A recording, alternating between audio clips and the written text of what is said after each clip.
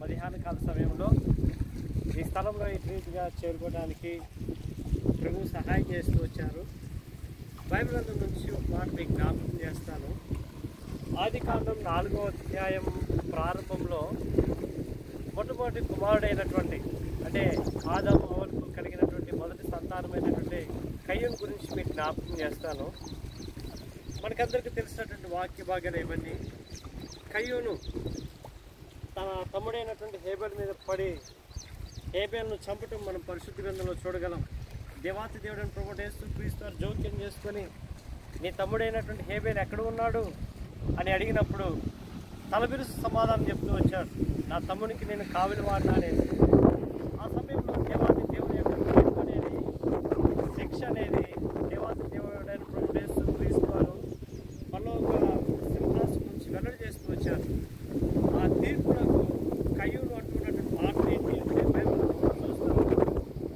4వ అధ్యాయం ఆదికాండం 4వ అధ్యాయం 13వ వచనం రాయబడుతుంది, నా దోష శిక్ష నేను భరింపలేనంత గొప్పదిగా ఉన్నది అని.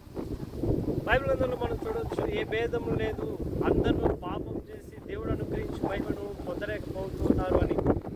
ప్రతి మానవుడు కూడా తాను చేసినటువంటి దోషం బట్టి, తాను చేసినటువంటి అపరాధం బట్టి, పాపం బట్టి వానికి కలిగినటువంటి శిక్ష భరింపలేనంత గొప్పదిగా ఉంటుంది.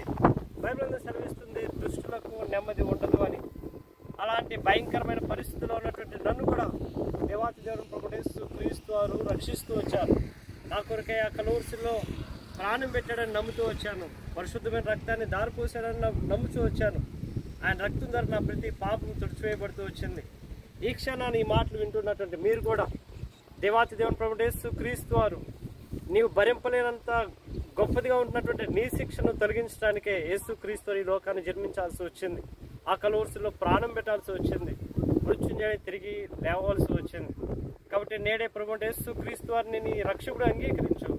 భరింపలేనంత గొప్పదైనటువంటి ఆ శిక్షను తొలగించుకో. ప్రభు ఈ మాటలు మన వెనుకలో దీవించి ఆశీర్వదించును గాక. ఆమేన్. ప్రార్థన. మా పరిశుద్ధ ప్రేమ కలిగిన మా తండ్రి, వందనాలు స్తోత్రాలు చెల్లించుకుంటూ ఉన్నాం. ఈ సమయంలో ఈ స్థలంలో ఉన్నటువంటి మా సహోదరులందరి బట్టి వందనాలు దీవించి ఆశీర్వదించుకొని వేడుకుంటున్నాం. గొప్ప దేవుడు, సర్వశక్తిమంతుడు దేవుడు, సర్వాధికారి, మా కొరకు పరలోక మహిమను విడిచి వచ్చినటువంటి దేవుడు, మమ్మల్ని మీ బిడ్డలుగా అంగీకరించిన మీ ప్రేమంతని బట్టి వందనాలు స్తోత్రాలు చెల్లించుకుంటూ ఉన్నాం. ఈ పొలం యొక్క యజమానులు కూడా దీవించి ఆశీర్వదించమని యేసుక్రీస్తు నామమున పెట్టి అడిగి పెట్టుకుంటున్నాం తండ్రి. ఆమేన్. ఆమేన్. చెప్పండి, అందరూ వందనాలు చెప్పండి. అది మీ అందరికీ వందనాలు.